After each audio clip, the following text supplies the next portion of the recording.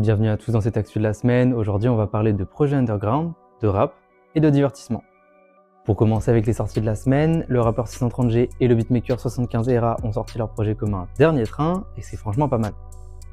Les deux jeunes artistes ont ramené des collègues prometteurs de leur génération, à l'image de Diditrix, Baby Nilou ou encore Jeune Lion, pour une vraie démonstration du potentiel de cette nouvelle vague. 63 OG conclut son année 2024 sur les chapeaux de roue, année qu'il avait déjà bien remplie avec MPM cet été et pas mal de singles et collaborations. Ormaz a sorti son album Névrose. Le membre du collectif Panama BND nous propose enfin un album solo. D'ailleurs, certains membres de la bande sont présents en featuring comme PLK ou encore The. Dans les collaborations, on retrouve également Osiris Jack.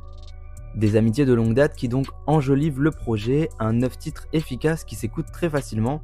Mention spéciale au featuring avec The, OZ, accompagné d'un clip qui retrace le quotidien d'une femme du 18e au 20e arrondissement. C'est globalement ce projet que je retiendrai pour cette semaine. À côté des sorties, on a eu pas mal d'annonces. Dahuzi a annoncé un album pour le début d'année 2025, 2 ans après son dernier album Le Chemin des Braves, le tout accompagné d'un single West Coast sorti ce vendredi.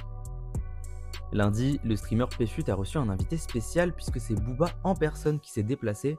Le live a donné lieu à plein de séquences inattendues, comme des extraits de futurs morceaux de Booba. Il aura même annoncé un documentaire sur lui et sa carrière pour une sortie en 2025.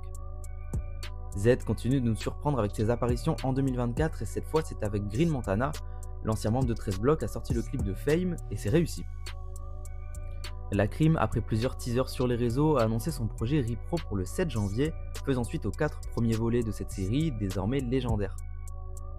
Caballero et Jean Jass ont annoncé la saison 5 de leur émission désormais culte Aïe et Fines Herbes, elle aussi le 7 janvier, avec une liste invitée très longue à l'image du premier single de la mixtape qui sert de bande originale, comme Case the Prodigy, Eus l'Enfoiré, Rimka, El Grande Toto et j'en passe.